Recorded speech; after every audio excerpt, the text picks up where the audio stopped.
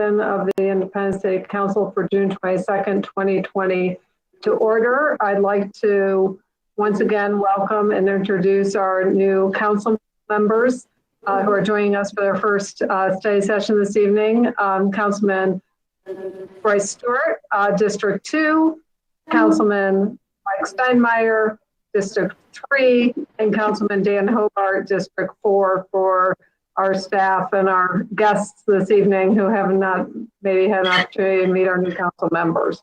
We're going to try to take it easy on you tonight, but if we, at any time you have a question, just don't hesitate to jump in.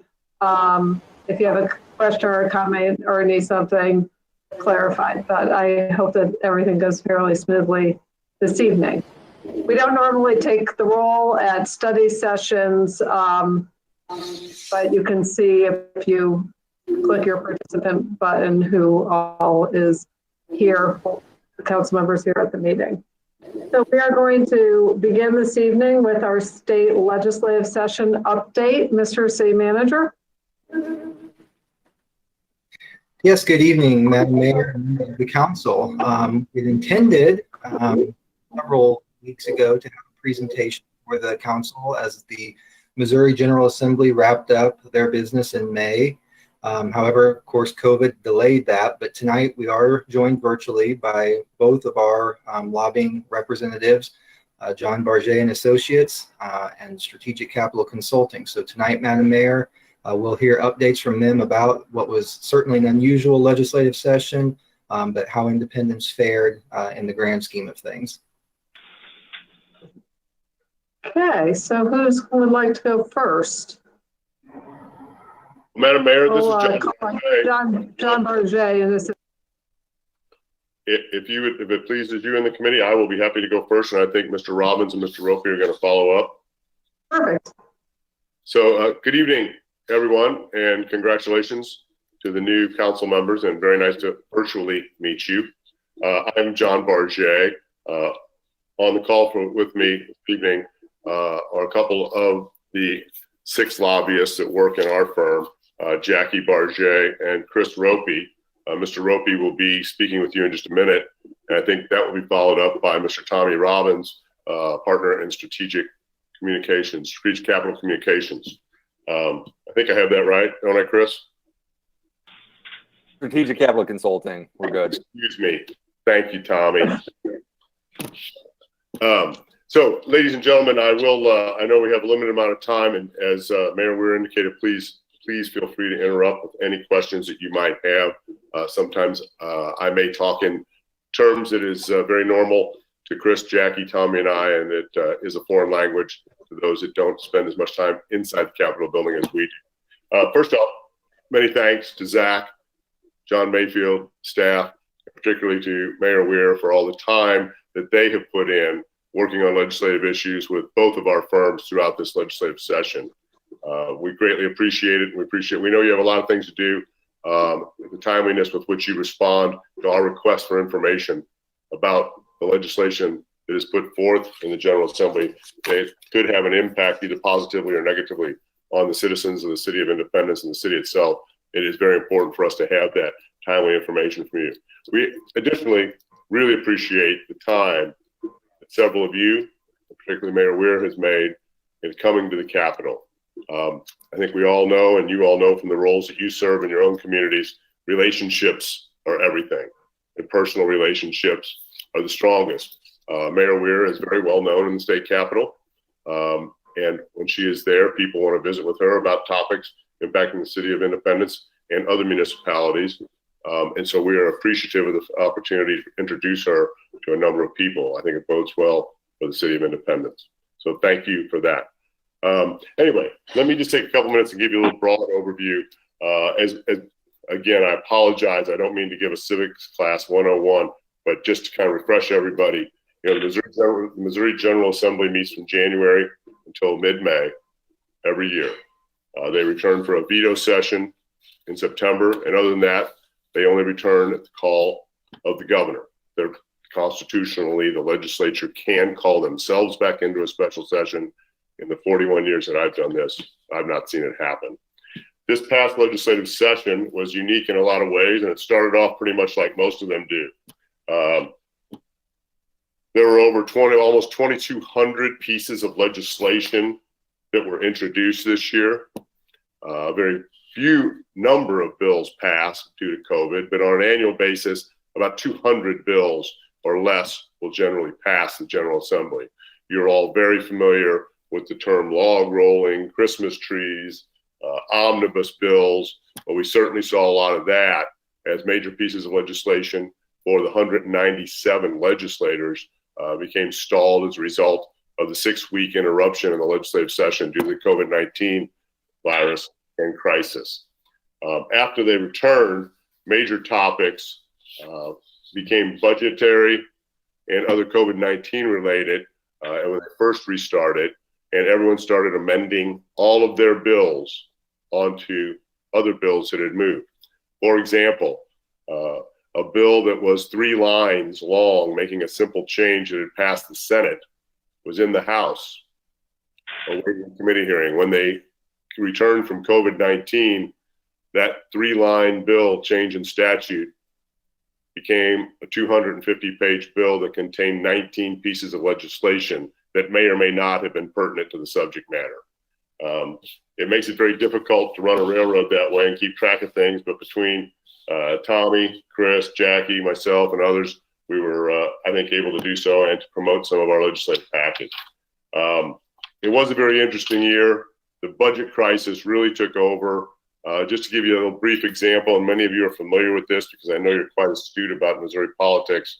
On about March 10th, the House of Representatives was set to take up the $30 billion state budget. At that point, there were $750 million of new expenditures planned for this fiscal year. When they came back late April, the first thing they did was scrap that entire budget and eliminate all new spending, with very, very minimal exceptions, mainly those due to mandated federal programs. We've got a tight budget, as you all know. I'm going to let Chris talk a little bit about some independence topics.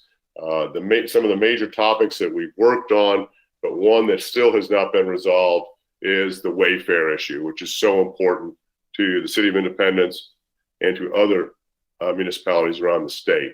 And that did not get done. I know that Mayor Weir has spoken with the governor personally. We have too. I believe that there's going to have to be some type of a consensus between the parties as to how the funds will be distributed.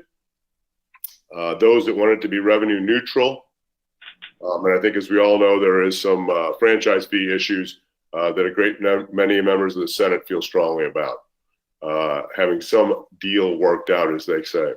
So the wayfare issue is probably the most pertinent issue that may have an opportunity to be discussed in a special session, in my opinion. But you all have been elected to something. I haven't.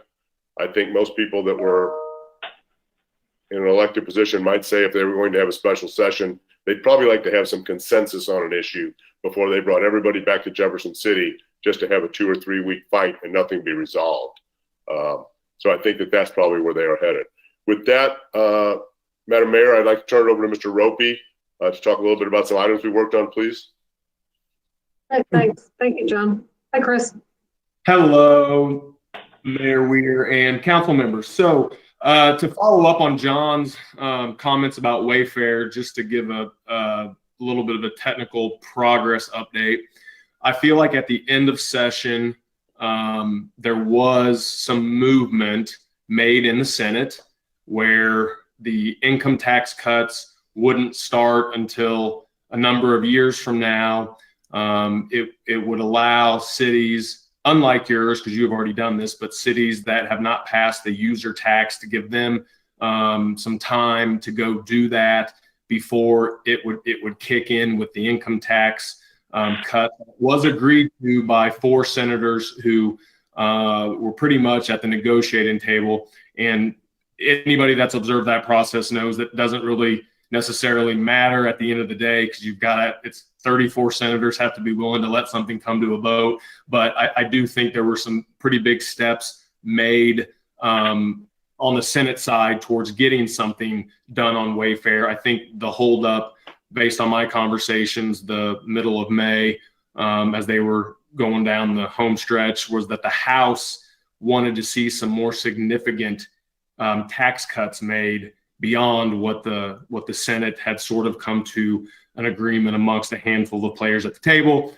And then, of course, there was the attaching of issues with the cable franchise fee, which I'll let Tom talk about whenever he goes, but that got brought into it, which made things even more complicated. I think many people who work in the building full time will tell you that there's probably a broader tax structure debate that will take place around Wayfair. So while I wish I had great news that it's so close to being worked out and they're going to figure it out in a special session, based on what I'm seeing, I don't know that that's the case. In the 7 or 8 special sessions that I've witnessed, typically they do not go well if the deal isn't made or real close to being made before they go into a special session, which is to John's point of having some consensus, or it'll be a pretty tough fight. Switching over from Wayfair to talk about one of the omnibus bills that passed that is of much interest to your city is House Bill 1854, what turned into an omnibus political subdivision local government bill. There were over 30 different provisions added to this bill, and that doesn't count the number of provisions that I'll go through here in a second of the ones that were of great importance to you, which us and others who were in the building worked very hard to keeping off the bill. So these are the things that you had to pick your battles with your political friends and keep off as much of the bad stuff as possible. But there are, I know, a few items on some taxing district language in that bill that gives you all quite a bit of heartburn that we have talked to the governor's staff about. He understands our positions, and I know there's other parts in that big omnibus local government bill that school boards don't like. I think some developers are probably on the same page as what your position is and how it hampers your ability to do some things for your city. I know my conversations with the mayor, I think she's got a really good idea, and the model that you have in Independence. We have brought that to the governor's staff's attention. If he does end up vetoing this bill, that's something to look at that other cities could undertake to avoid some of these problems coming out of Jeff City that are being shoved down some municipalities' throats, because they always are doing things that want to try to take away local government or local control of local governments if they don't like what you're doing. We see that all the time. There are rumors of special session. We'll see if that happens. There's some COVID-related healthcare immunity type issues out there. As we've talked about, Wayfair is in the discussion. I would expect the governor potentially do something around the annual veto session if he did decide to do a special session on a few issues as well. Some of the other areas that we really focused on for you is on failure to appear, as that is an issue that is not going away, and what that does for public safety. A lot of the folks who were around the Capitol working on that, and when that went into place, are being termed out of office. So we've got some fresh ears, hopefully, in the coming years. We've got a great sponsor in the House who will be a future member of leadership, well respected amongst the conservative caucus. And then we're losing our champion in the Senate due to term limits. But for COVID, that would have been an issue that would have been right there on the trading block for some of these omnibus bills at the end of session. But it just didn't work out. And next year, something will be pushed very hard. The Show Me Courts issue was back again this year, where the Supreme Court and Show Me Courts is trying to force you to change your system that you've paid for, which is completely unfair to do, as you've already made that investment, and now they're going to make you change and have to go buy a new one. So we worked with Senator Rizzo to block that language again this year. There's some legislation that was brought forward that wouldn't allow you to regulate many home-based businesses which we can go on and on about the problems that would create for city government to be able to do that. And then there, with all the COVID stuff that's taking place, some of the language that was out there on health board governance and who gets to oversee that and who gets to take control of that would be, again, Jefferson City trying to take away your local control and be able to run things the way that you see fit. I don't want to take any more time. I can go on and on. You've seen our report and the list of items. Just mention a few here tonight with you, but it really was a pretty crazy 3 weeks after session. Came back with COVID and was like drinking from a fire hose, trying to keep up with 5 or 6 omnibus bills that had 30 different things, and which one were they actually going to pass or not pass. And then, eventually the handful of them that made it across the finish line was just like a really, really bad game of whack-a-mole. But that's, we were in the building trying to make sure none of the really bad stuff happened. One issue I do want to bring up that we talked about that isn't necessarily related to session, but dealing with firefighter preemption and how that was addressed coming out of COVID and protecting your frontline emergency workers. I know we talked with the mayor, I think back in April, about wanting to try to see something done from the governor out of that. I know John had a conversation with the governor about it. And there were other cities who reached out to the governor staff as well about it. But I think we were kind of the first ones to bring it to his attention.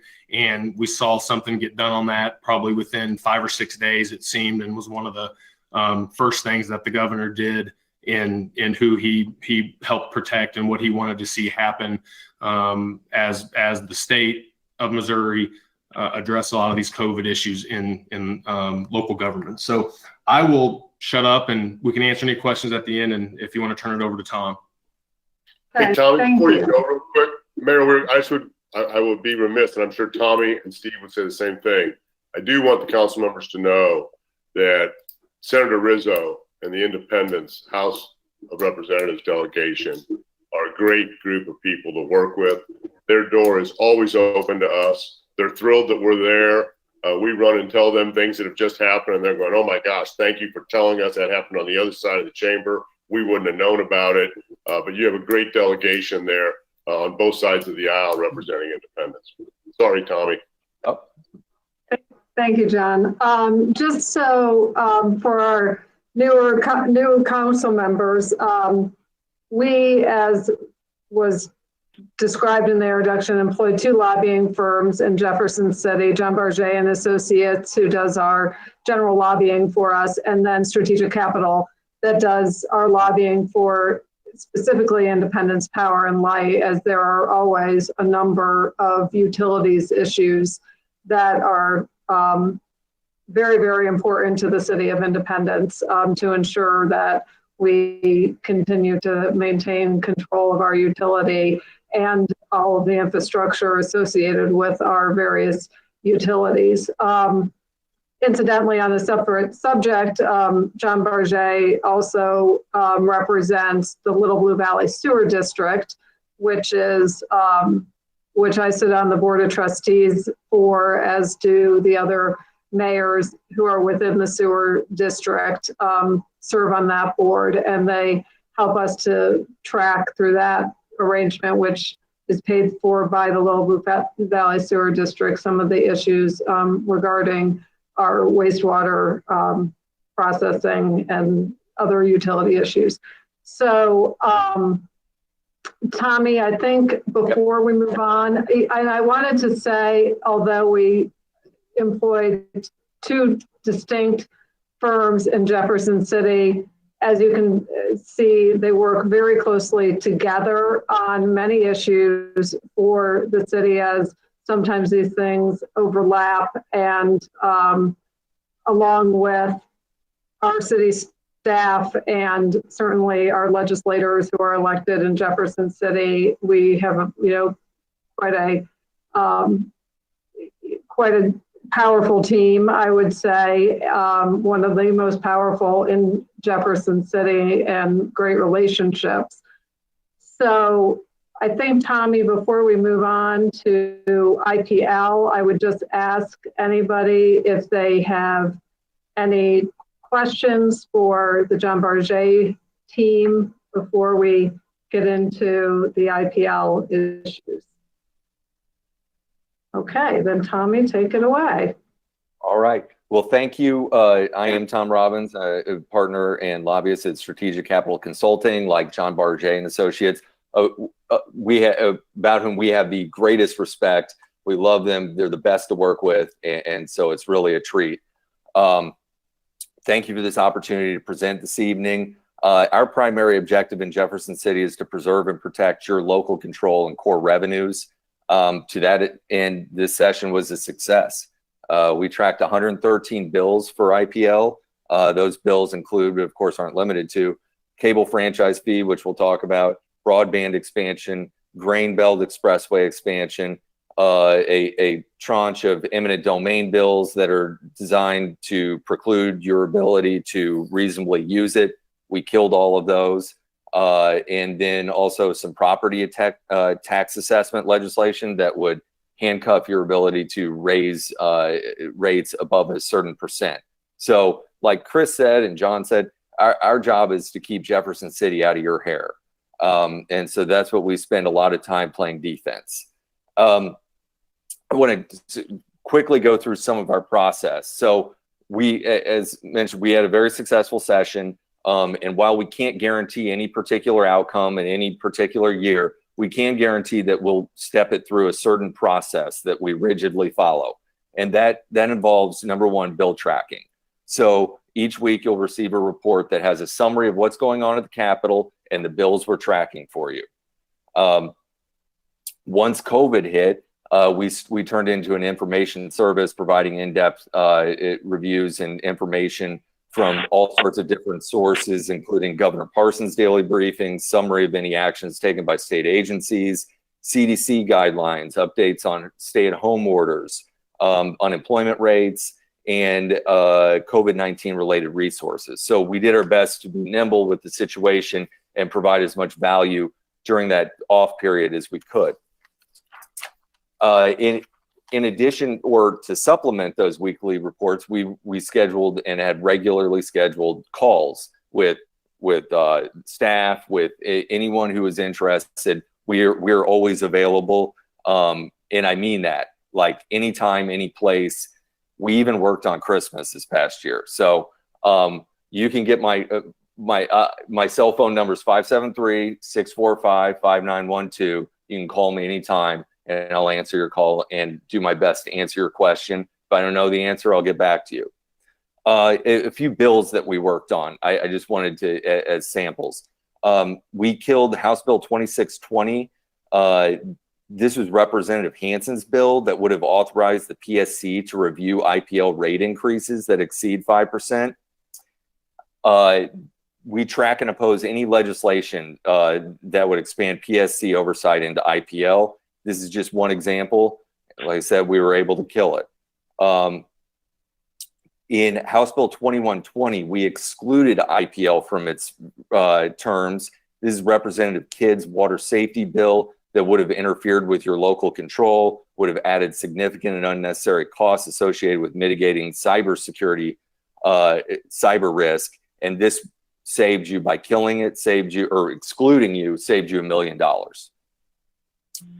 We passed, just so you know, we're not just killing things, we're also passing.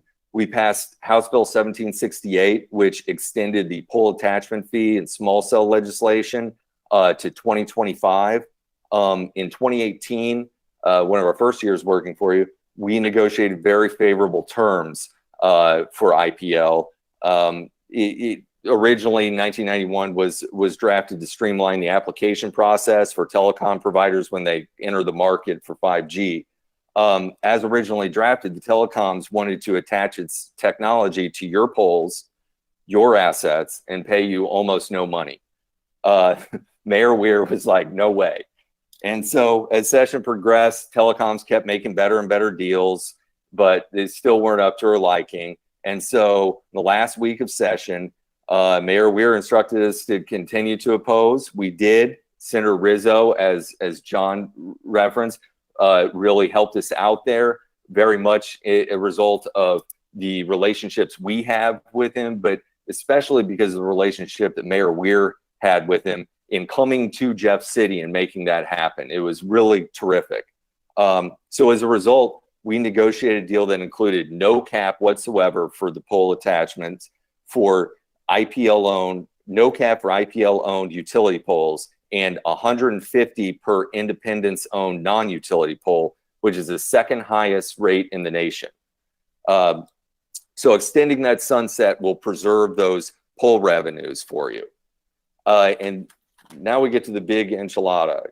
We killed on the last day Senate Bill 526, which is the cable franchise fee. Senator Emery's franchise fee, as originally drafted, would have cost independents $1.3 million, which translates into 13 full-time police or 12 firefighters. It was Senator Emery's top priority. He pre-filed it on December 2nd, and we fought it every single day until May 15th. At the end, in those last 3 weeks, they came to us and they offered to delay the rate reduction by a few years. Again, Mayor was like, why would we take that deal? That's just a less horrible deal. So we stood strong, and we distributed independents' opposing talking points to Senators Rizzo, Shoup, Sifton, Nasheed, and Williams. They all stood up and spoke against it. Now, despite a considerable coalition opposing it, including MML, some law firms were involved.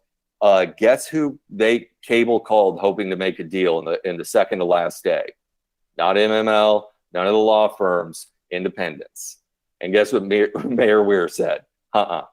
And so because of independence, it died. It would have passed that second day. They had worked out a deal. They had gotten everybody on board. Everybody was crumbling. But Mayor Weir stayed strong. So did we, and we killed it for this year.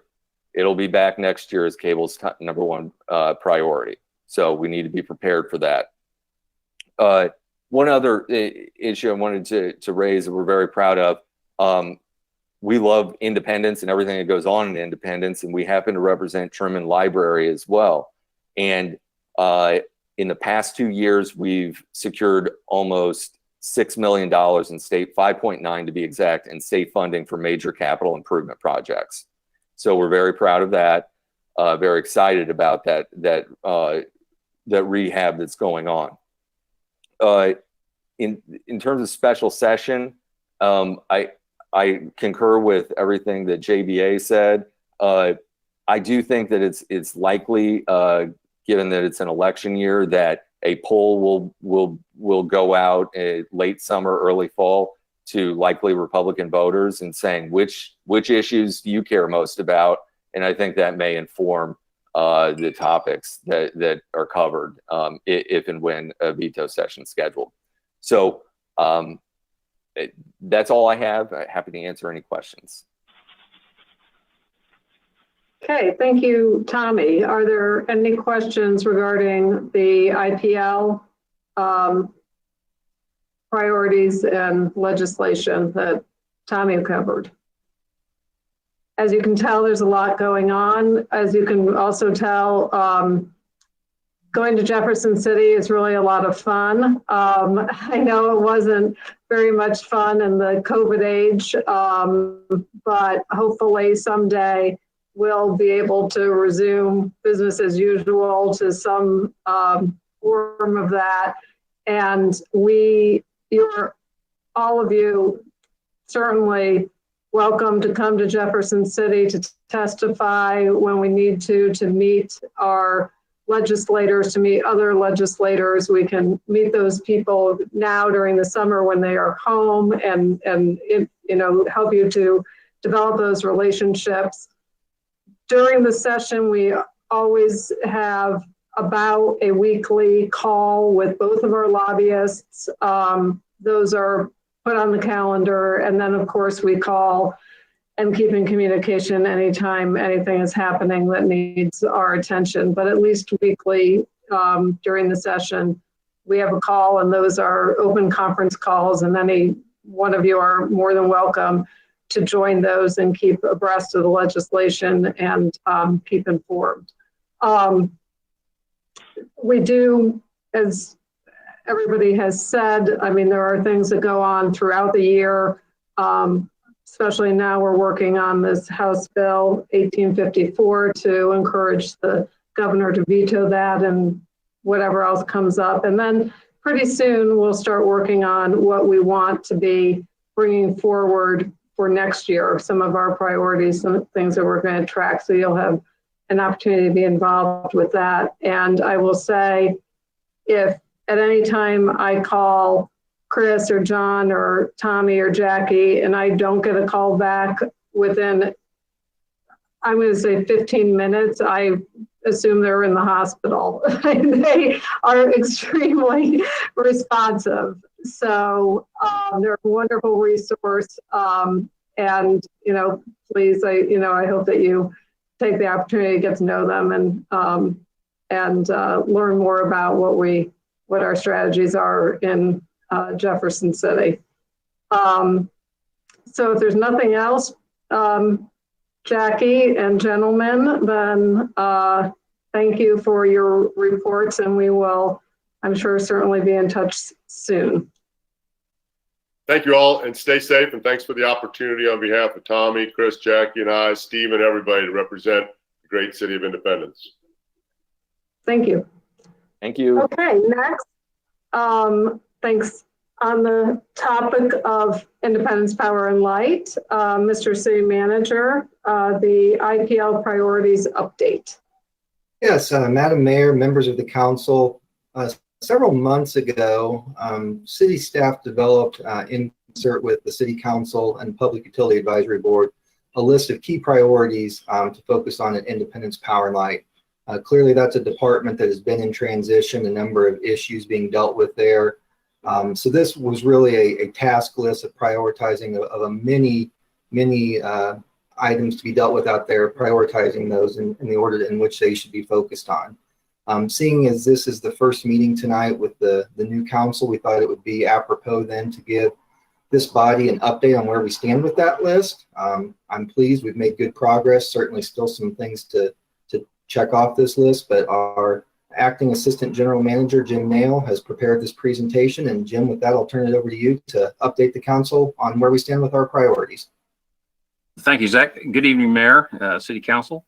As Zach said, 6 months ago, Adam Norris and I took over leadership of IPL and prepared this list of priorities. Seven things made the list to help guide us and the staff in our workload and the things that we would focus on. Since that time, we have made substantial progress through that list. The first one that was on the list was to prepare our year-end financials, get those out to the PUAB and the council, and finance department worked very closely with us to get that put together. That was issued. The budget was put together. A lot of short notice work went into that with the transition of several of us in key positions, but we got the budget submitted in on time and through that process. The last part of that first priority is to develop financial policies consistent with our best practices.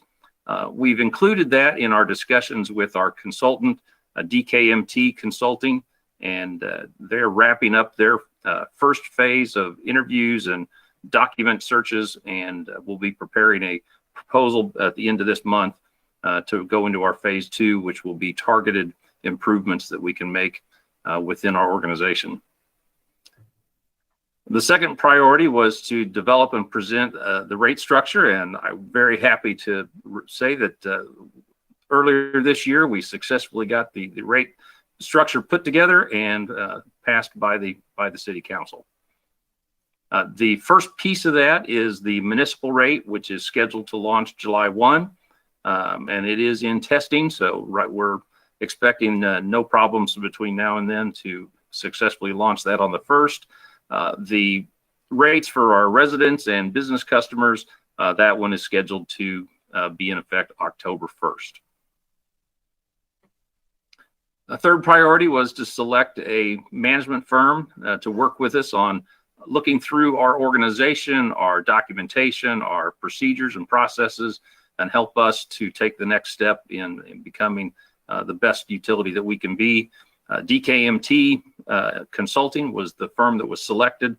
So far, all of our staff and several of you have also been involved in discussions with them, and everyone's been very impressed with their knowledge and how thorough they are. And we're looking forward at the end of this month to seeing their first report. The fourth priority was the closure of the Blue Valley plant. Our boiler plant was beyond the age of economic use. We successfully worked with the IBEW union and our production staff at the plant. Operations did cease effective June 1st.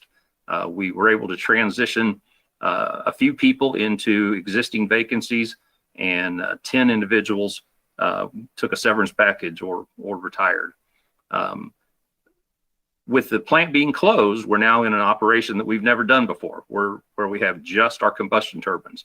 And our production superintendent, Elaine Kafis, is working very closely with us and the union to look at different ways that we can operate, scheduling, the number of people involved, how we can combine maintenance and operations together.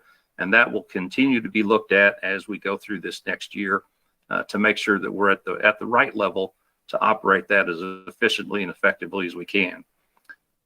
The last piece of that was to repurpose the plant itself. We did issue an RFI to look for ideas in the community. Unfortunately, we only received 2.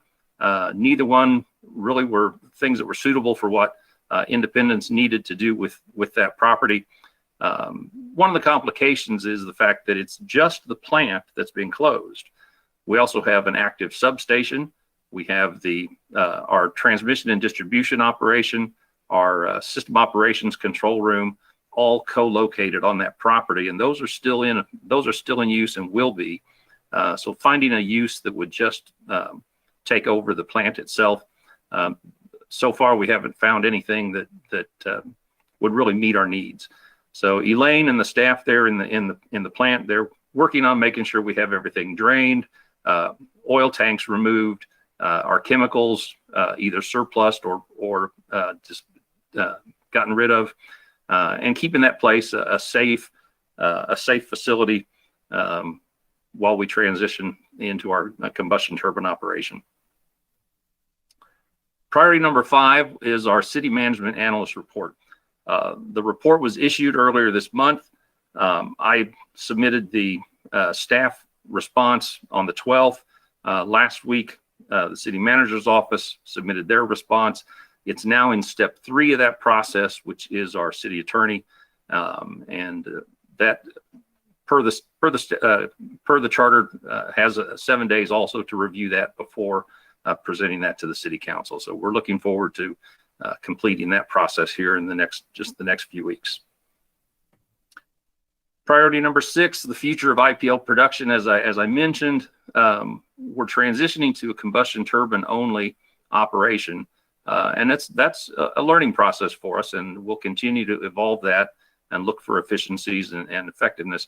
But one of the things we have to keep in mind is that somewhere down the road, those combustion turbines will also be ready to retire.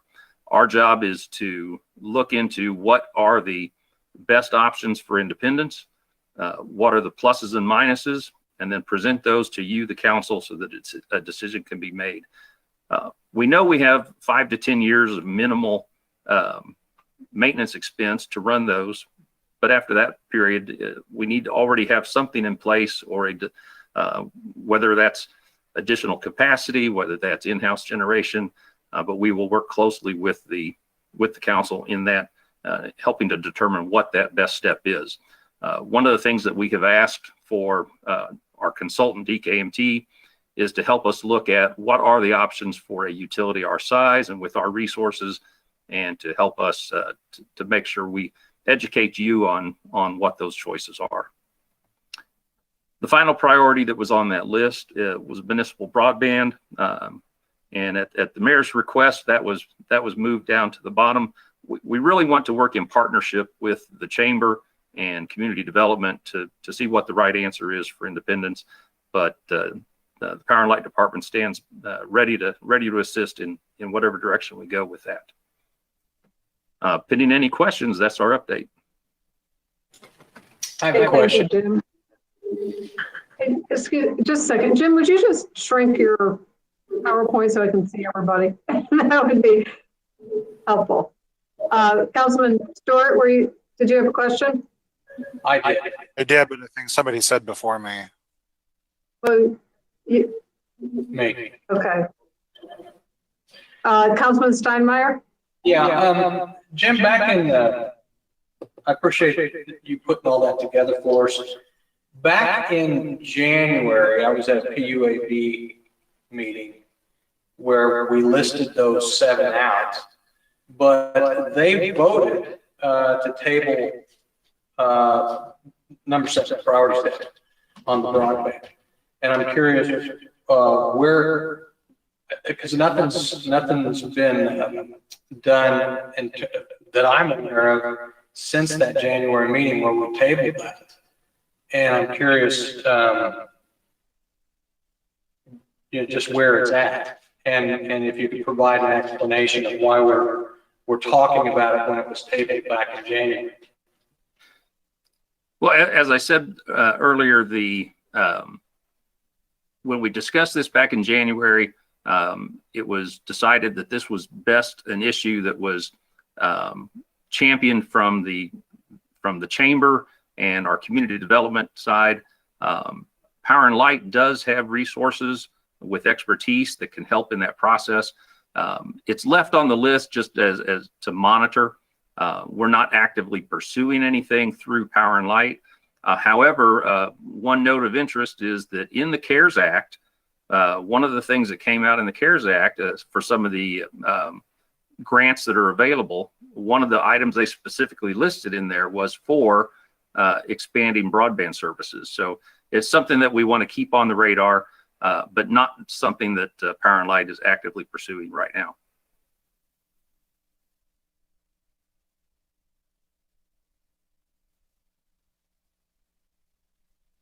Okay, Councilman Stewart, did you have a question? Actually, that was my question as well, because I watched that meeting earlier today on YouTube, and I noticed that number 7 was taken off the list. So that would answer my question as well. Thank you. Okay, thank you. Any other comments or questions for Mr. Nail? Okay, thank you for the update. Next on our agenda, excuse me, let me pull it up, is our COVID-19 update. Mr. City Manager.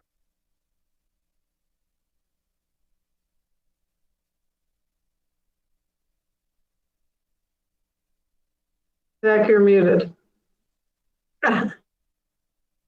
Thank you. There we go. Yeah, good evening, Madam Mayor and members of the council. Again, I'm Zach Walker, City Manager.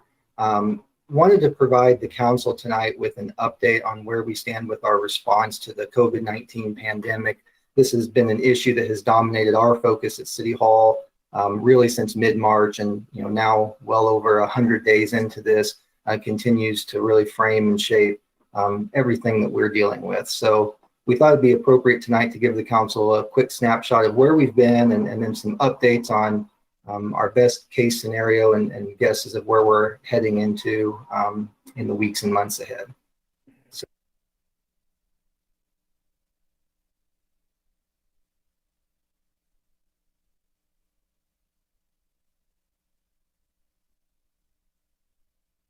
Zach, you're muted again. sorry, we keep having some technical difficulties there. I apologize. Okay. Back up a little bit. Yep. So back in March, on the 12th exactly of March, the mayor declared a state of emergency in response to what was clearly becoming a crisis situation with the COVID-19 health issue, both here in Independence and across the globe. Really, what you can see here is since that time in March, we've undergone a number of measures to protect public health and public safety. Gradually now have begun climbing out of those lockdown measures. And we'll talk about that in a little more detail as we advance.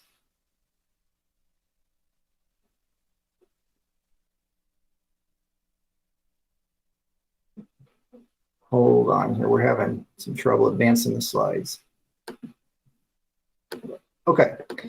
So where we currently sit with our response, under our local emergency operations plan, we have an incident command team that consists of the mayor and myself, our fire chief, Doug Short, our acting director of health, Christina Heinen, our public information officer, Meg Lewis, and our emergency operations director, Dante Glenecki. We're also supported by a number of our personnel in the emergency operations division, but this constitutes our core city team meeting to respond to and make decisions around the COVID-19 pandemic. We are involved in a number of meetings each week at the local, regional, state, and national level. Plugged into a lot of conversations to help us get the best information, the most timely and relevant information to make decisions on behalf of our community. Weekly, we are meeting among the 6 of us on the incident command team.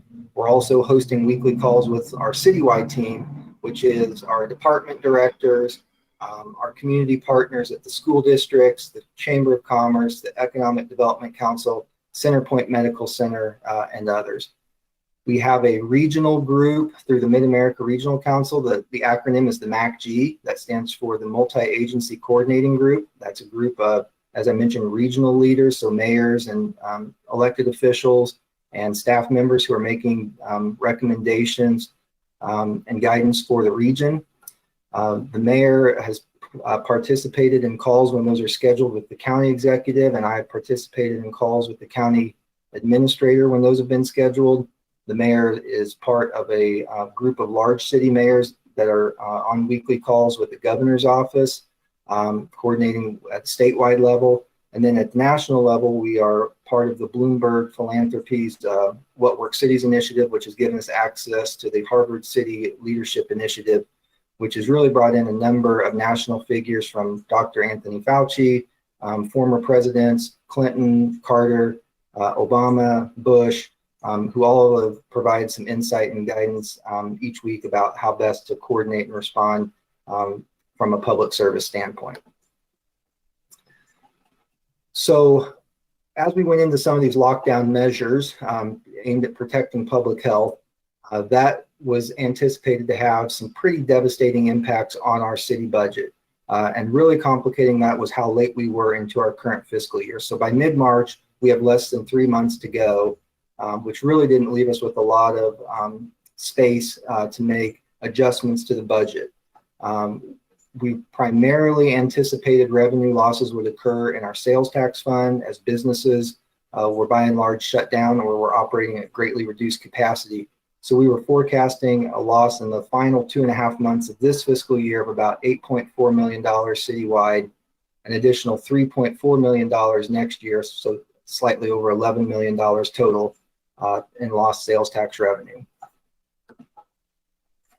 In line with that, we made some immediate decisions to try to mitigate against those losses. We put a hard hiring and spending freeze in, so only essential personnel were allowed to be hired into the workforce, and only COVID-related spending or emergency public health, public safety type spending items are being approved at this time. With the murkiness that we were facing and the potential catastrophic financial loss, the council made the decision in early April to provide a interfund loan or line of credit of up to $25 million. As of today, we've still not drawn down on that, but the council did provide that as an option, as a bridge to get through some of these financial turbulence in the event that that would be needed. So we began to prepare a budget as required by the city charter that had to be submitted to the council in May. The budget we were working on for the council really was thrown out the window by mid-March and had to be reworked in about 30 days period to try to adjust to what could be a very detrimental financial loss. Our budget that the council approved last week was built with an estimate of a fall recovery in mind, hoping that by that point in time, business activity would resume at a level consistent with what we're used to seeing. We did our level best to provide funding to continue these essential city services that our community relies on us for. We reviewed all of our service delivery functions across the city for efficiency and effectiveness and where it made sense, made some consolidations to both improve delivery, but also take cost saving measures. And then really began to look at how we can provide long-term financial sustainability in our budget. So the budget that was adopted by the council does have capacity to absorb further revenue decline. We cut more than what we anticipated our losses to be, which has provided about a $1.5 million absorption against further revenue losses. We wanted to rebuild our general fund balance. The city council has adopted a set of financial policy best practices, which include having a 16% reserve fund balance for all of our operating funds. The general fund balance has been steadily working its way up over the last several years, managing to our strategic plan. We had that up around 8%, but this would have taken that down well below 5%. So we need to have a fund balance that's more resilient, more prepared to handle future situations, whether they be public health crisis, natural disasters, or any other unanticipated revenue losses. One, to maintain the fund balances that we had in our other funds where we are meeting that 16% reserve. And then in the event that we needed to take down a drawdown on that interfund loan, have a repayment method in place. We built the budget anticipating a drawdown of $2 million and a 5-year repayback with interest. So the budget was approved with a $450,000 year one repayment on that interfund loan drawdown of $2 million. Though again, I'll stress we've not made that. That was just a forecast of what we thought we might need. So the budget again that was adopted by council last Monday night totals just shy of $312 million. That's a decrease overall of $5 million or 2%. General fund revenues are anticipated to decline by $5 million, and we've reduced our expenses in the general fund by just nearly $5 million as well. So again, we tried to build a little bit of a cushion in the budget against further revenue losses. Though we anticipated the budget shortfalls to total about $2.8 million, we built a budget that cuts $4.3 million, which left us with a contingency of $1.5 million. Again, if we have further revenue losses, we have that to absorb that without needing to go in and make other drastic cuts or service reductions. If our budget comes out better than anticipated, this is money that can be applied towards the fund balance and improving our financial position, again, trying to get to that 16% reserve that is financial best practices. So I want to talk about where we're at now as we sit here today with COVID-19. Today, as we sit looking at this on June 22nd, here in the United States, we have just about 2.3 million confirmed cases in our country. Missouri's cases now total 18,143 and 961 deaths. In the last 7 days, there has been a pretty substantial increase in the cases in the state. We've seen an 8.2% increase. Jackson County cases are 1,030 confirmed and 27 deaths. That is a 254 cases per 100,000 population. And again, that constitutes Jackson County outside of Kansas City, Missouri, so primarily eastern Jackson County. This reflects the 9-county area plus the city of Kansas City, Missouri, the total cases per 100,000. When we have our conversations at the regional level, Mid-America Regional Council represents a 9-county area plus the city of Kansas City. We are fairly well certain that this virus knows no jurisdictional boundaries, especially with a mobile society. So we really do try to look at this at a regional level, and this gives you a snapshot of what we're seeing per 100,000. Perhaps more illustrative, though, is this slide that shows you again in the Kansas City metro region, that 9-county area, what that caseload has been doing since mid-March. You can see that big spike there in May, and right about the time decisions were made to reopen and start a phased reopening, the caseload came down. But as reopenings have occurred and more businesses are open and group gathering restrictions are being eased, we're seeing a trending up in caseload. in our area. And a little bit more closer to home, this is Eastern Jackson County by week. Again, 1,030 total cases in Eastern Jackson County. As you can tell here too, we are seeing an increase in the resurgence of COVID. And I will tell you statistically, from March 14th to May 31st, Eastern Jack saw a total of 579 cases. However, in the last 19 days alone, there have been 324 new cases. So the virus, as the governor is fond of saying, is still very much out there and continuing to rise and increase here in our area. The stay-at-home order was effective. Modeling has shown that it is anticipated that about 60 million cases nationally here in the United States were prevented by having a stay-at-home order across our country. And I thought that quote was fairly illustrative that, you know, really across the globe, humanity was working together, people staying home, people having these shutdown measures, and it was effective. It really did slow the spread of the virus. It did what it was intended to do. We didn't see here locally a surge at our hospital that overwhelmed bed space or ventilators or anything like that. So the measures, though certainly inconvenient and a nuisance, were effective in their intentions to slow the spread and keep our medical facilities from becoming overrun. So where we are currently at the state of Missouri level, they are continuing their state of emergency through December 30th. That really has more to do with continuing to be able to access disaster funding from the federal government. But all social distancing restrictions were lifted as of last week, as of June 16th. Here in Jackson County, we're currently in what they call phase 2 of their recovery plan. That was effective at the beginning of this month. Some of the highlights of that, group gatherings of up to 50 people are now allowed. There are still capacity limits for many non-essential businesses. Restaurants, bars, things of that nature are still operating at reduced capacity. Weddings, churches, and funerals are still only being allowed to operate at 50% of their capacity. The county was intending to enter phase 3 of their recovery plan within 14 to 28 days after phase 2, but as of yet still have not announced a date and are monitoring some of the data, particularly these increasing caseloads, to see if and when it might be appropriate to enter phase 3, but that does not seem to be imminent at this time.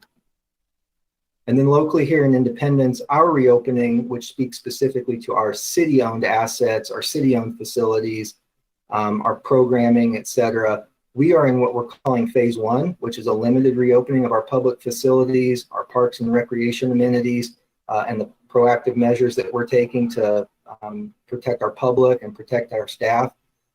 As of today, our city facilities are open Mondays, Tuesdays, and Thursdays from 9 to 3. We are announced today that we are going to continue our phase 1 operations. We had intended to go into phase 2 beginning July 1st. But again, with the resurgence of cases, we don't think that that is a wise move. We're not meeting those criteria of seeing a sustained decrease in caseload. So we're going to stay in phase 1. We are going to allow some of our recreation amenities, like the sermon center, the ball fields, to begin opening, even at reduced capacity. We do believe that makes sense and some safety measures can be taken. So that announcement went out today, but some of the other intended reopenings that would come in phase 2 are being postponed at this time. Mr. City Manager? Yes, ma'am. This is Karen DeLucci. I just had a question because I get very confused between the county's phase 2 and our phase 1. Sure. For example, church. Are churches limited to 50%, or are they more limited if they're within the city of Independence because we're still in phase 1? We are following the Jackson County order when it comes to all of the businesses, the churches, all of their restrictions. We're following their orders and their guidelines. Our phase plan only speaks to those city-owned assets. The churches would be following county order operating. Okay, so where we have phase 1, we have protective measures for staff and the public. That just deals with city-owned facilities. Correct. Thank you very much. You are welcome.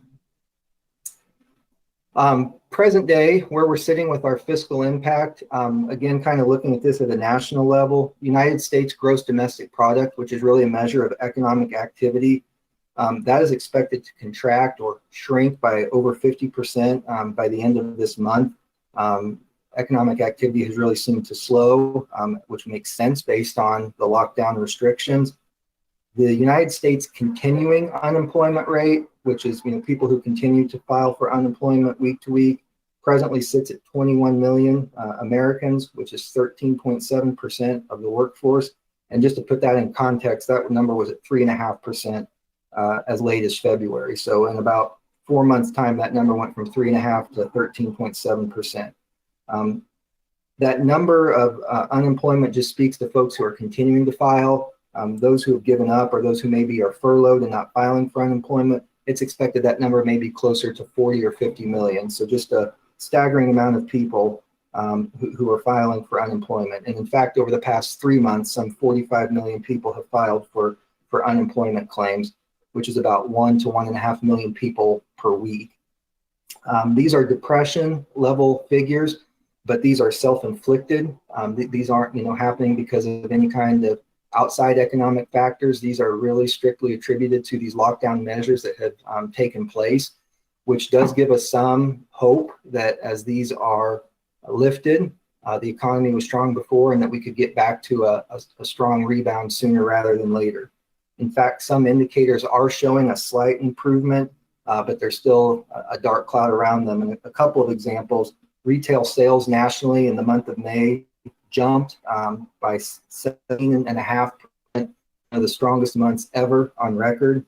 But that number still represents a fraction of the sales lost since the lockdown began. Another number that is showing some slight improvement is consumer confidence, which measures how certain people are about their financial position and their ability to spend money. That number ticked up by a point from April to May, which it's good that is seeming to stop its slide that it was in. But I think we could certainly put forward that path to recovery is uneven, and the potential of a second wave later this fall is likely going to keep people from feeling too confident and clouding their uncertainty in the months ahead. I want to talk quickly about the CARES Act. This was a federal law that was passed by Congress back in March and signed into law by the president. It's a $2.2 trillion package aimed at helping stem the tide of the losses from COVID-19. This funding has to be for unplanned, unbudgeted COVID-19 related expenses that take place between March 1st of this year and December 31st of 2020. That money was only made eligible to cities who had a population of over 500,000 people. Otherwise, it went to the local county. So in our area, no city qualified for that, including Kansas City. So Jackson County was allocated about $123 million. The City of Independence put in a request for $33 million of that money, but last week the county executive and the legislature appeared to reach consensus on doing a pro rata share of this, so allocating this money based on population of the cities within the county. So right now that would put Independence in line for about $10.2 million. Today on the county legislative agenda was a measure that would allocate Independence about $6.9 million of the 10.2. I don't really know rhyme or reason of where that number came from, but as it stands, it looks like we will be in line for about $10.2 million of the CARES Act funding. There was another pot of money from the CARES Act, which allocated funding strictly for transit, for public transit, and $25 billion exactly. Again, it supplements lost revenue associated with operating and capital expenses from the COVID-19 pandemic. In our area, the Kansas City Area Transportation Authority received $51 million, and at their meeting at the end of May allocated the City of Independence $1.6 million, which was very much appreciated and is going to allow us to continue to operate our IndyBus fixed route system in its current fashion and form for the coming fiscal year. So that was a big boon and a big help to our operating budget for fiscal year 2021. I'm going to now give you a little bit of a synopsis of what we think revenues might look like as we wrap up the fiscal year. I do want to caution that these are still highly fluid numbers. We still lack a lot of data, both on our expenditure and revenue side, but based on the information we have, we've tried to do some forecasting and want to provide the council and the public with our latest estimates as we sit here in late June. So for general fund revenues, you can tell in sales tax, we are starting to look at a slightly improved picture from what we thought. Our budget was adopted at $17.8 million for sales tax revenues. Looks like we might slightly exceed that number this year, and I'll show you a little bit of why we think that might be here in just a moment. Building permit activity remains very strong. We have seen some decline in business licensing and motor vehicle sales. Where we've seen our biggest loss has come in municipal court. Right now, we are falling short of our revenue estimates by $1 million. Part of that could be attributed to what our lobbyist just spoke to us about earlier tonight, the municipal court reform that has made it more difficult to get compliance. I also believe this can be attributed to the fact that the court has been closed and or operating with greatly reduced hours. If you can't have court, you can't have folks coming in and getting their cases adjudicated and then having, payments of fines and court costs. So that right now is shy by $1 million that we would hope that number will improve over time. Our other sales tax revenues, again, are expected to fall short of their adopted estimate, but not as drastically as we were afraid that they might. With one exception, which is our transient guest tax. Right now, we're forecasting that to fall short by about $356,000. And I'll give you a kind of a sobering statistic about that. If you look at May 2019 occupancy, that number in Independence was 59%, so meaning our hotels had a 59% occupancy rate last May. This past May, our hotels only had a 39% occupancy rate. So that was a drop of 20%, which obviously then speaks to why we're seeing that drastic drop in our transient guest tax collections. Mr. City Manager, And why is the police tax projected as being above estimates when all others are below? yeah, there are some interesting nuances in ballot language between the sales taxes, and what the police tax is applied to is a little bit different than some of the others. So it's applied to a few other items that the other sales taxes aren't subject to, and so it's collecting a little bit more than it's forecast to. Okay, and then when does are the public safety sales tax committees scheduled to meet? I mean, sometime this quarter, correct? Yes. So they can go in deeper into some of those and provide us with a detailed report. Correct. You'll be getting a detailed report on where these ended and then what modifications were needed to make to balance out the budgets for each of these. Okay. So since sales tax was suspected to just have such an abysmal performance, and yet it now is forecast to outperform our expectations, we tried to drill into why that might be. And we began to look at this categorically, and some interesting trends began to emerge. You can tell here, supermarkets. We went and looked at some of our area's supermarkets here in town.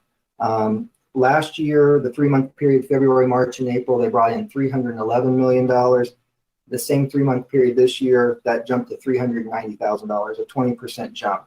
The home improvement stores, those saw a 32% increase in the same time period from 19 to 20.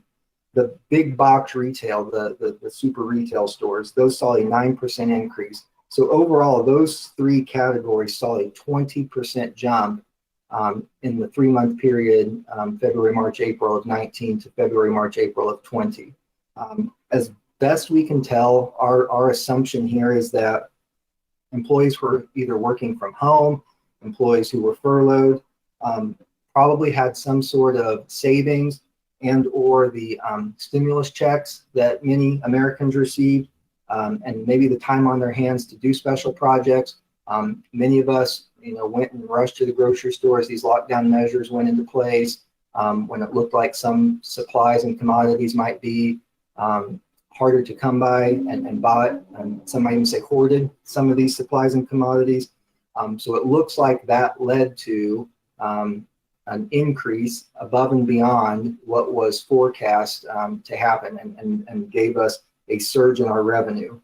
So at this point in time, I am not necessarily as worried about the 3-month period. For this fiscal year, we're going to continue to monitor revenues as they come in the last 2 months of the fiscal year. We're going to look at our expenditures and see how those are trending. But as I sit here tonight, we feel a lot more optimistic than we last presented to the council on this back in April, where I'm becoming more and more increasingly concerned over the next 12 to 18 months. And I'll talk about that with you in a moment. But as we see this continued unemployment rate, as the virus does look like it's continuing to wreak havoc, and if there are further restrictions, that could prove disruptive, and that is something that needs to be monitored. But as of now, we feel more confident about the 1920 fiscal year than we previously did. So just quickly want to go ahead and hit a couple of other things on revenues. Our utilities, the pilots that we get in the general fund, and that is payment in lieu of taxes from the water, sewer, and electric utility. Water and electric are both forecast to be down right now. I do anticipate eventually collecting on this. I think this is a product of the fact that we've not been doing the late fees or the shutoffs for non-payment. Certainly there are those among us who have had difficulty paying. But as we get the CARES Act money, I think we would certainly be inclined to utilize some of that for a utility payment assistance program. That would be a recommendation anyway that staff would bring to the council. So I do feel confident that we'll start to see collections here, though they are negatively impacting our budget at this time. The sewer amount is showing as a positive right now because this is one of the years where we had a rate increase in the sewer fund. So that additional payment there is what's leading to the outperforming of expectations in revenues with that utility. I also want to mention the use tax because this also ties in with what the lobbyists were speaking to. The voter approved use tax, which is the online sales tax from last November, continues to outperform expectations. Month over month is adding about $100,000. Now expected to bring in about $960,000, or it has brought in $960,000 thus far this year. And over a 12-month period, if you normalize that out, we could forecast about $2.9 million. This is still the first 4 months that we've had this. There's still, not a lot of trends that have been developed that we can rely on.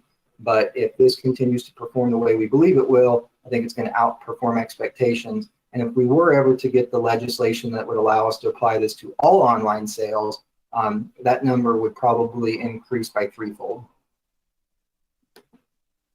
So now let's wrap up tonight by just doing a quick outlook on the future, where we're headed from here.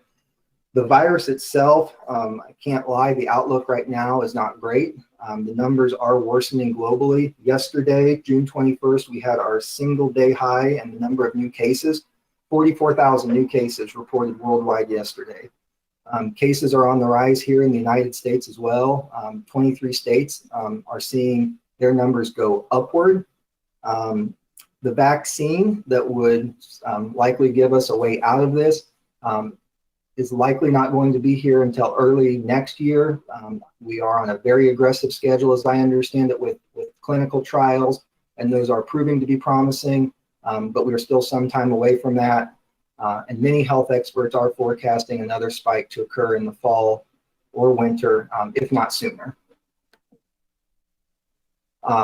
Economic recovery, this seems to change by the day, but right now most economists generally are forecasting a U-shaped recession. So what they mean by that is you can think of our decline from the lockdown, staying in that period for some period of time, but then a sharp bounce back once these virus conditions seem to have passed.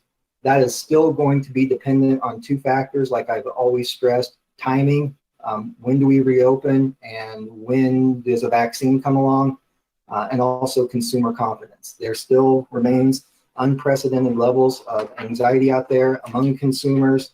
And another key factor as part of that consumer confidence is certainly going to be their ability as consumers to manage their debt. If people are unemployed or they've taken a pay cut of some kind, how well positioned are they to manage their own debt, their own spending, etc. So that's going to be extremely important to monitor as well. So this is our best case forecast for June 22nd. And again, this will likely change over time, but I am at this moment feeling more optimistic about fiscal year 1920 than we had originally anticipated. We are going to, at this moment in time, forecast revenue losses of $1.7 million in the general fund for the current fiscal year, and that would leave us with a fund balance of $4.3 million.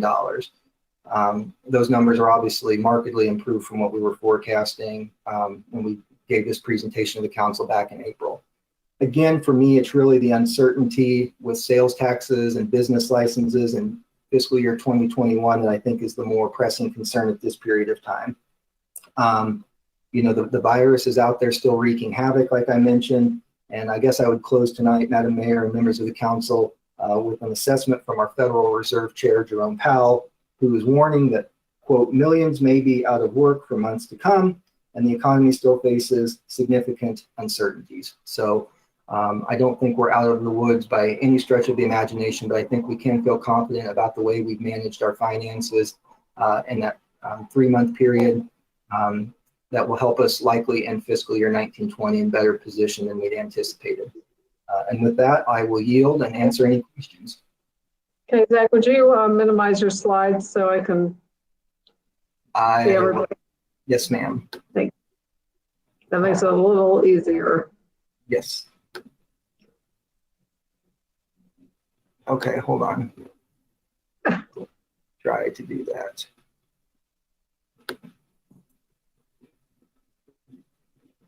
Okay, thank you. So that was a lot of information. Thank you. Are there any comments or questions from the council? I have some questions. Yes, go ahead, council member. Going back to your slide presentation, you had projection at the start of the COVID pandemic. You were looking at budget impacts, and I'm wondering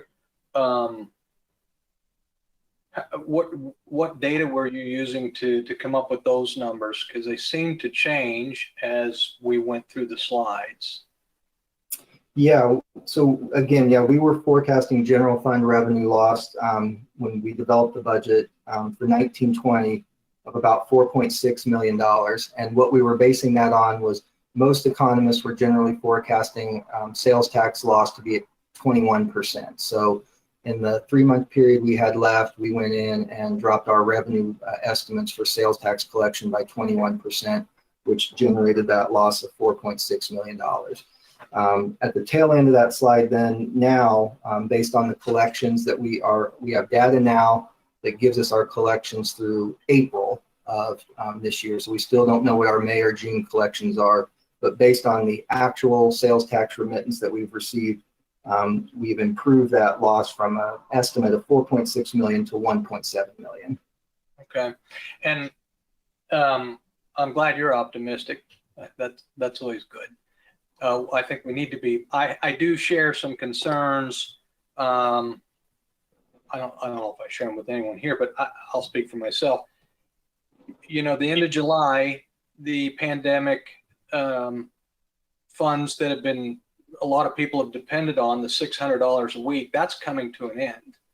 And if we're not careful and monitoring it, I think we need to be proactively proactive in monitoring our financial situation and how our revenues are being generated, because I think we're going to have a fall off during that time. I'm concerned with that because unemployment, from what I could find, Mr. City Manager, is that Independence has about a 13% unemployment rate right now. The county is at about 11 and the state's at 10. And that's what I could find this week. And I've been watching it. Economically speaking, in our nation, you know, Wall Street seems to be booming. Main Street seems to be suffering. So we have a lot of people that are not doing well still. And I'm even more concerned with what happens to us in 30 days when we get to the end of those $600 payments.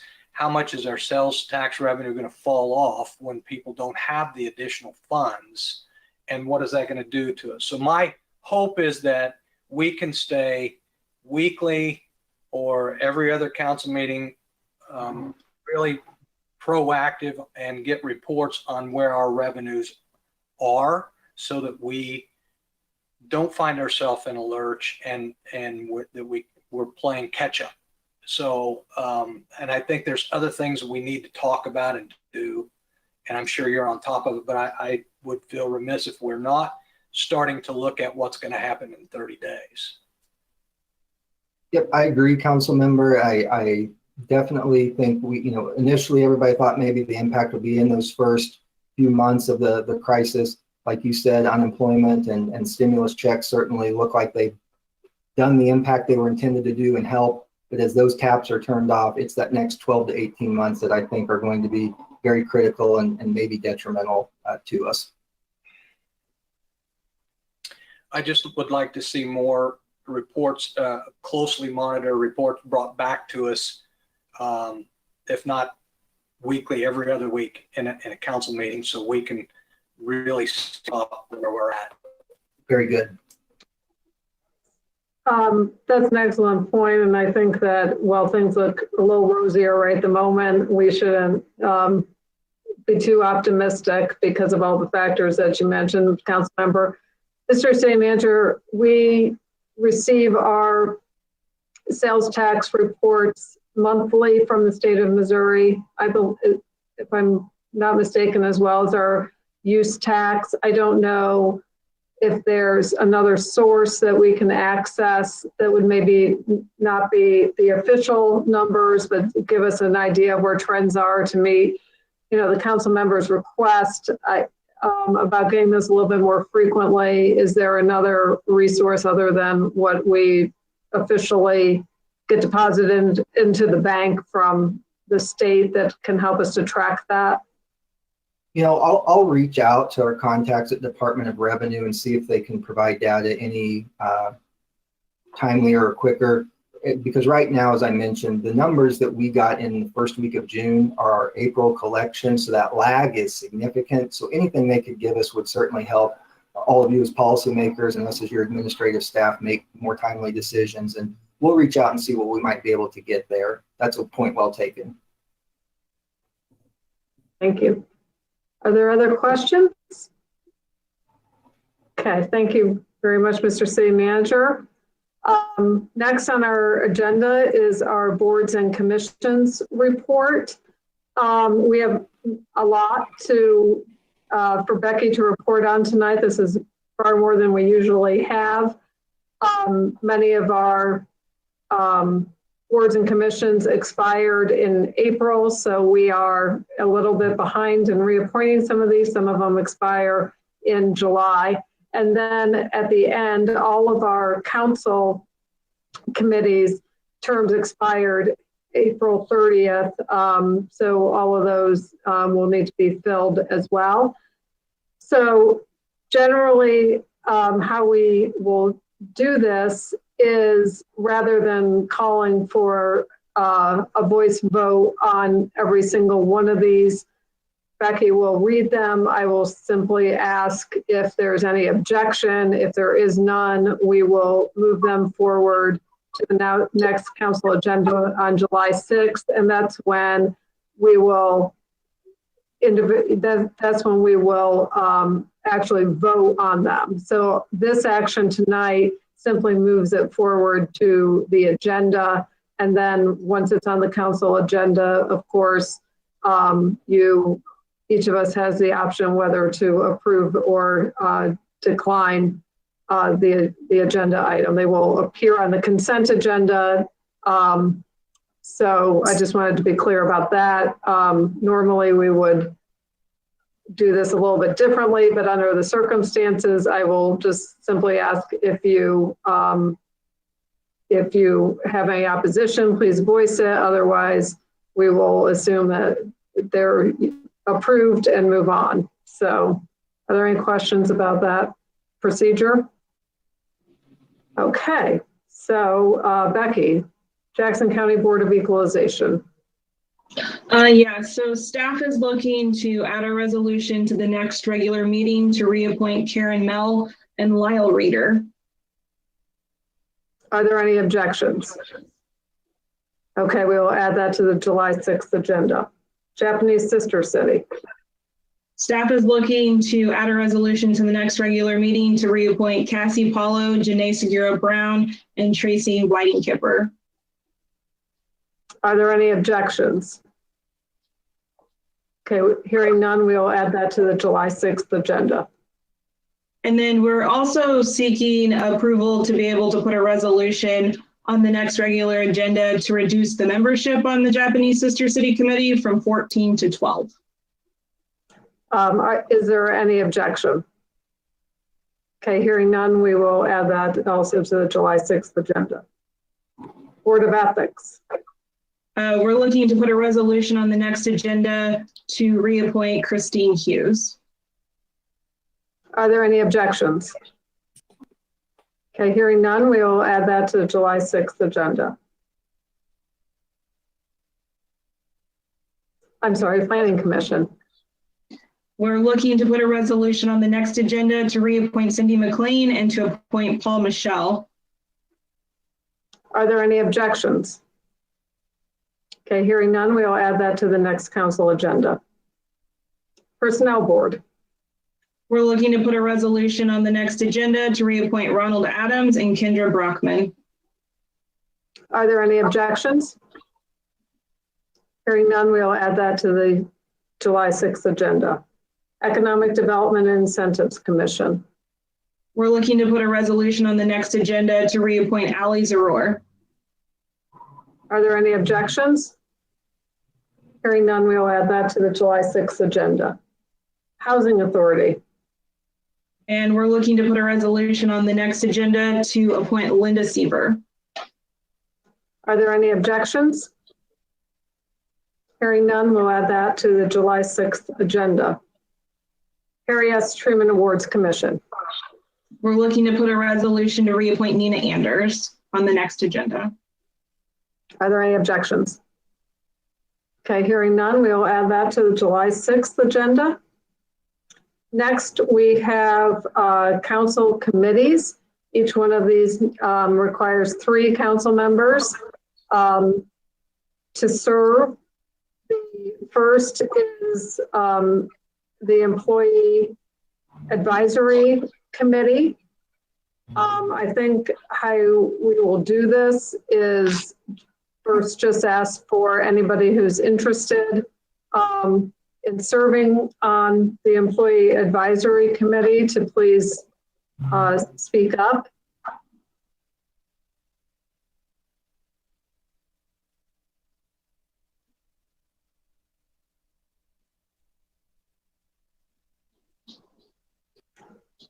Okay, well, we'll come back to that one. We'll move on to the Transportation Policy Committee. Is there anyone with an interest in serving on the Transportation Policy Committee? Madam Okay. Mayor, it's Delucci. Yes. I'll do it if nobody else wants to. Okay.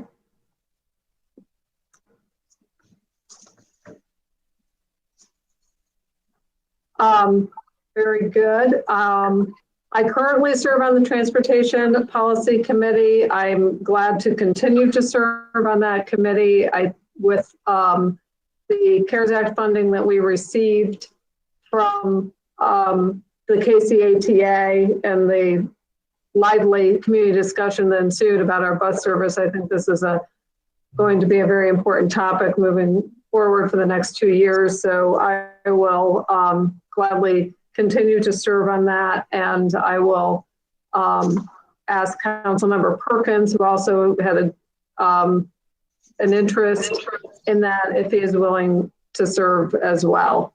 So we will, pending Councilmember Perkins' consent, we can, is there any objection to moving forward the slate of DeLucy, Weir, and Perkins for the July 6th meeting? Okay, hearing no objection, we will go with that. Audit and Finance Committee, Councilmember DeLucy and Perkins have been serving on this committee for the past 2 years, along with Councilman Roberson. I think at this time, it's very, very important to maintain continuity. And I would like to ask Councilmember DeLucy to continue to serve and chair that committee. Thank you, Mayor, yes. The mayor pro tem cannot serve on audit and finance. So if there are, if you are interested in serving on audit and finance, please indicate. I'm interested. Okay. Councilman Hobart. Again, Councilman Perkins has served on this. I think, you know, for the sake of continuity, I would ask him to continue to serve. If he doesn't have any objection, we can move forward the slate of DeLucy, Perkins, and Hobart. Is there any objection? Madam Mayor, if I might, just for the new members, these are open meetings and they're certainly welcome to attend whether they're on the committee or not. I just want to make that clear. Thank you. Okay, thank you. Coming back to Employee Advisory Committee, I also currently serve on this committee. We typically only meet as needed. We meet one time a year to coordinate the city manager's annual performance review. If there's no interest in this group. Okay, thank you. And I will ask Councilmember Huff if he would step in to serve on this as well. If that's okay, we will move forward the slate of Weir, Huff, and Hobart. Is there any objection? Okay, very good. That concludes the council boards and commissions report. Becky, did you have anything else? I don't have anything else this evening. I will mention that we do have another council committee, the Council Interview Committee, which is a rotating committee which conducts interviews for certain of our boards and commissions. Currently, it's myself, Councilman Huff, and Councilman Perkins. I believe the next rotation is, I believe, Councilman Stewart, Councilman Steinmeier, and Councilperson DeLucy. Is that correct? That's correct. So that rotates, so everybody gets an opportunity to serve. That concludes our agenda for this evening. Mr. City Manager, do you have anything else? Nothing tonight. Okay, we are adjourned.